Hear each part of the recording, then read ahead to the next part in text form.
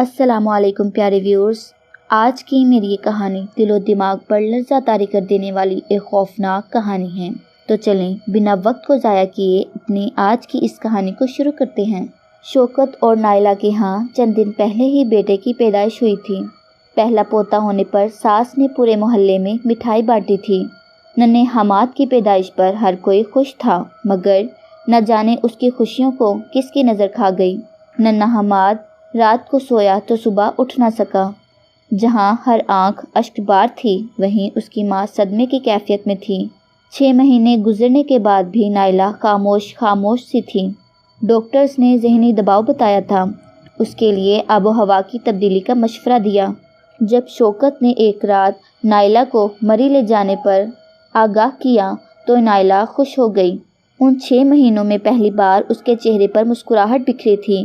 شوکت نے اپنے دوست مجیب سے اس کے بنگلے کی چابی لے لی تھی۔ مجیب کا مری میں اپنا بنگلہ تھا۔ ان دنوں مری میں رش کے باعث کسی ہوٹل میں بکنگ نہیں ہو پا رہی تھی۔ وہ لوگ دوپہر میں اسلام آباد سے مری جانے کے لیے نکل گئے، مگر راستے میں کار خراب ہو گئی۔ مکینک کو ڈھونڈنے اور کار صحیح کروانے میں شام ہو چکی تھی۔ رات کے اندھیرے میں وہ لوگ مری کی حدود میں داخل ہوئے تھے۔ شوکت، اب میں ڈرائیو کروں گی، نائلہ نے شوکت سے ضدی لہجے میں کہا۔ نہیں نائلہ، یہاں اندھیرا ہے، تم سے نہیں ہوگا، شوکت نے اسے رسان سے منع کیا۔ پلیز نا، نائلہ نے ضد کی۔ اس بار شوکت نے اس کی ضد کے سامنے ہتھیار ڈال دیے اور کار روک دی۔ چلو اترو، نائلہ اب ڈرائیونگ سیٹ پر بیٹھ چکی تھی۔ اس ویرانے میں نائلہ مہارت سے ڈرائیونگ کر رہی تھی۔ یکدم ہی ان کی کار کے سامنے کوئی جانور بھاگتا ہوا آیا۔ نائلہ نے بریک لگانے چاہے، مگر گاڑی اس اچانک افتاد سے بے قابو ہو گئی اور وہ جانور جو بھی تھا، گاڑی اسے رونتے ہوئے گزر گئی۔ اس خوفناک سناٹے میں ایک دلدوز انسانی چیخ گونجی تھی۔ گاڑی تھوڑی آگے جا کے رکی۔ نائلہ، میں نے کہا تھا نا، مگر یہ چیخ کسی جانور کی تو نہیں؟ شوکت نے اسے سرزنش کرنے کے بعد اس چیخ کی طرف اپنا دھیان مبذول کیا۔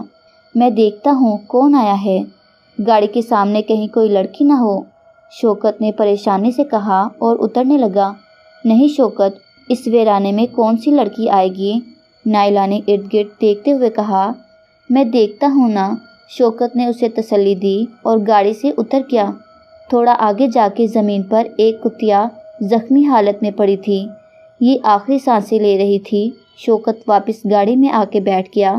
کیا ہوا، کون تھا، نائلہ نے اسے بیٹھتے دیکھ کر پوچھا۔ کتیا تھی، شاید مر چکی ہے، شوکت نے اسے دیکھتے ہوئے کہا۔ اچھا چلو چلتے ہیں، نائلہ نے گاڑی سٹارٹ کی۔ ابھی گاڑی سٹارٹ ہی کی تھی کہ کسی کے کراہنے کی آوازیں فضا میں گونجنے لگیں۔ دونوں نے ایک دوسرے کو دہشت زدہ نگاہوں سے دیکھا۔ نائلہ جلدی نکلو یہاں سے، شوکت نے پریشانی سے کہا۔ نائلہ نے فوراً گاڑی آگے بڑھائی۔ سارے راستے دونوں خاموش رہے۔ بنگلے کے سامنے لے جا کر نائلہ نے گاڑی روک دی۔ وہ دونوں گاڑی سے اترے۔ شوکت نے گاڑی سے سامان نکالا۔ دونوں گیٹ کی طرف بڑھے تو گیٹ کے سامنے وہی کتیا زخمی حالت میں پڑی تھی۔ وہ دونوں پریشان نگاہوں سے سامنے پڑی زخمی کتیا کو دیکھ رہے تھے۔ حیرت اور خوف سے وہ دونوں حواس باختہ ہو گئے۔ وہ کتیا نہایت خوفناک آواز میں بھونک رہی تھی اور دیکھتے ہی دیکھتے وہ کتیا فضا میں دھواں بن کے تحلیل ہو گئی۔ منظر یکدم صاف ہو گیا۔ اب وہاں کوئی نہیں تھا اور نہ کوئی آواز تھی۔ اب وہاں بالکل سناٹا چھایا تھا۔ اندر چلو، شوکت نے ادھر ادھر نگاہیں دوڑاتے ہوئے کہا اور ساکت کھڑی نائلہ کا ہاتھ پکڑ کر اسے آگے کیا۔ لگتا ہے یہ بنگلہ کافی عرصے سے ویران پڑا ہے۔ ہاں یہی لگ رہا ہے، شوکت اب تک اس صدمے سے نہیں سنبھلا تھا۔ ہم کسی ہوٹل میں نہیں ٹھہر سکتے کیا، نائلہ نے بنگلے کے چاروں جانب نگاہیں گھماتے ہوئے کہا، جہاں پر ہول سناٹے کا راج تھا۔ یار اتنا اچھا بنگلہ چھوڑ کر اب تم ہوٹل میں رہو گی، شوکت نے اسے خفگی سے دیکھا۔ سارے ہوٹلز کی بکنگ فل ہے کیونکہ سیزن چل رہا ہے۔ وہ دونوں اس وقت اس بنگلے کے لان میں کھڑے تھے۔ لان کے ایک سائڈ پر جھولا رکھا تھا جس پر بہت حد تک زنگ لگ چکا تھا۔ وہ جھولا دھیمے دھیمے ہل رہا تھا۔ نائلہ نے ایک نظر جھولے کی طرف دیکھا۔ جھولا یکدم رکا تھا۔ ماحول میں عجب طرح کی وحشت خیزی طاری تھی۔ صاحب آپ آ گئے، بنگلے کا چوکیدار شیر خان ان لوگوں کو اندر سے آتا دکھائی دیا۔ اس کے ساتھ شیر کی جسامت کا ایک کتا تھا جو بالکل کالے رنگ کا تھا۔ کہاں تھے تم گیٹ کو چھوڑ کر؟ شوکت نے شیر خان کو جھاڑتے ہوئے کہا۔ صاحب جی میں بس یہیں تھا۔ نائلہ کو محسوس ہوا 2 آنکھیں اسے گھور رہی ہیں، مگر وہاں شوکت اور شیر خان کے سوا کوئی موجود نہیں تھا اور وہ دونوں باتوں میں لگے تھے۔ شیر خان اسے بنگلے کی چابیاں دے رہا تھا۔ شوکت نے لاک میں چابی ڈالی تو شاید لاک جم چکا تھا، وہ کھلا نہیں۔ یہ کھل کیوں نہیں رہا؟ شوکت نے چابی ہول میں ڈالے ادھر ادھر گھمانے کی کوشش کی، مگر چابی اپنی جگہ سے نہیں ہلی۔ کیوں نہیں کھل رہا دروازہ؟ نائلہ نے بیزاری سے دروازے پر ہاتھ رکھا تو دروازہ بنا کسی آواز کے کھلتا چلا گیا۔ نائلہ اپنی جگہ متحیر کھڑی رہ گئی۔ شوکت اندر داخل ہو گیا۔ نائلہ ابھی بھی حیرت سے دروازے کو دیکھ رہی تھی۔ اس نے دوبارہ نگاہوں کی تپش محسوس کی، مگر اس بار بھی وہاں کوئی نہیں تھا۔ وہ گھبرا کے اندر کی جانب بڑھی۔ اندر بہت اندھیرا چھایا ہوا تھا۔ مجھے ڈر لگ رہا ہے، لائٹ کھولو یہاں کی، نائلہ نے گھبراتے لہجے میں کہا، مگر اگلے ہی پل جب اس بنگلے کا حال روشن ہوا تو شوکت اسے 10 قدم کے فاصلے پر موجود سوئچ بورڈ کے پاس کھڑا تھا اور وہ اپنی جگہ پریشان رہ گئی۔ اس کا ہاتھ کون پکڑ سکتا ہے؟ اوپر کمرہ صاف ستھرا ہے جو مجیب کے زیر استعمال ہوتا ہے، وہیں چلتے ہیں، شوکت نے نائلہ کا بیزار چہرہ دیکھ کر کہا اور اس نے ادھر ادھر دیکھتے اسبات میں سر ہلا دیا۔ وہ دونوں اوپر کمرے میں پہنچے تو یہ کمرہ پورے گھر کی نسبت صاف ستھرا تھا۔ نائلہ نے طائرانہ نگاہوں سے کمرے کا جائزہ لیا۔ بیلکونی کا دروازہ ہوا سے زور سے بند ہوا۔ اس کی نگاہیں خود بخود بیلکونی کی طرف اٹھیں جہاں دروازہ ہوا سے زور زور سے ہل رہا تھا۔ اس کے قدم بیلکونی کی طرف بڑھے۔ وہ بیلکونی میں گئی تو باہر اندھیرا پھیلا تھا۔ 14ویں کا چاند ہونے میں کچھ دن باقی تھے۔ بیلکونی سے شور مچاتے دریا کا خوبصورت ترین نظارہ نہایت بھلا معلوم ہو رہا تھا۔ نائلہ کو محسوس ہوا جیسے 2 آنکھیں اس کے وجود پر جمی ہوں۔ اس نے گھبرا کے ادھر ادھر دیکھا۔ شوکت تو نہانے جا چکا تھا، اب وہاں نائلہ کے علاوہ کوئی نہیں تھا۔ اس کی ریڑھ کی ہڈی میں سردی کی لہر دوڑی۔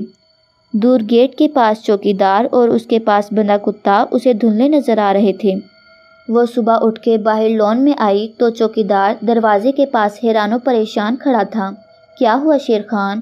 وہ جی ہمارا کتا پتہ نہیں کہاں چلا گیا، رات تک تو ہمارے ساتھ ہی تھا، ادھر ہی کہیں گیا ہوگا، نائلہ نے لاپرواہی سے کہتے ہوئے گیٹ سے باہر جنگل کی طرف نگاہیں دوڑائیں۔ گھر سے کچھ ہی فاصلے پر گھنا جنگل تھا۔ جنگل میں دیکھا تم نے؟ وہاں تو نہیں چلا گیا؟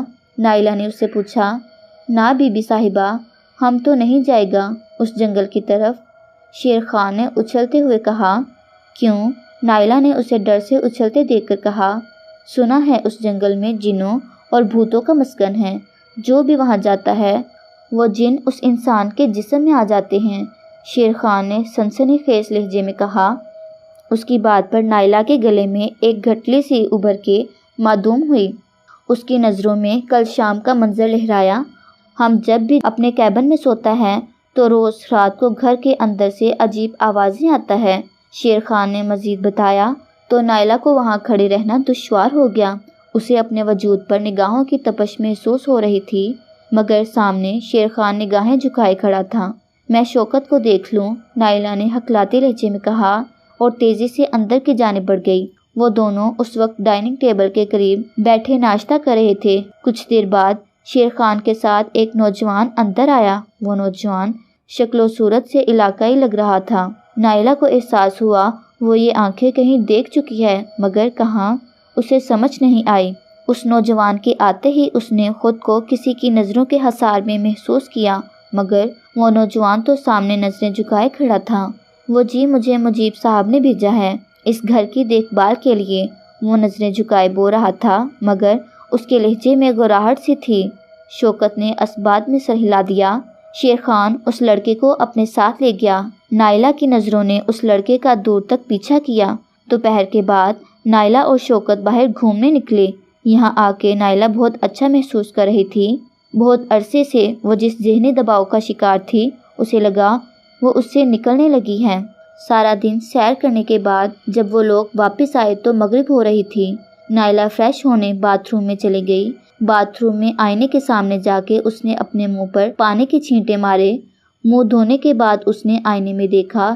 یکدم ہی اسے آئینے میں کسی کتے کی شبیہہ نظر آئی۔ وہ آنکھیں پھاڑے آئینے میں دیکھ رہی تھی مگر سامنے سے عکس غائب ہو چکا تھا۔ پیارے ویورز، جلد ہی میں اپنی اس کہانی کا سیکنڈ پارٹ لے کر حاضر ہوں گی۔ اگر آپ کو ہماری کہانیاں پسند آتی ہیں تو پلیز ہمارے چینل کو سبسکرائب کر لیں اور ساتھ موجود بیل نوٹیفیکیشن کو بھی آن کر لیں تاکہ آپ کو ہماری آنے والی ہر نئی ویڈیوز کے اپڈیٹس مل سکیں۔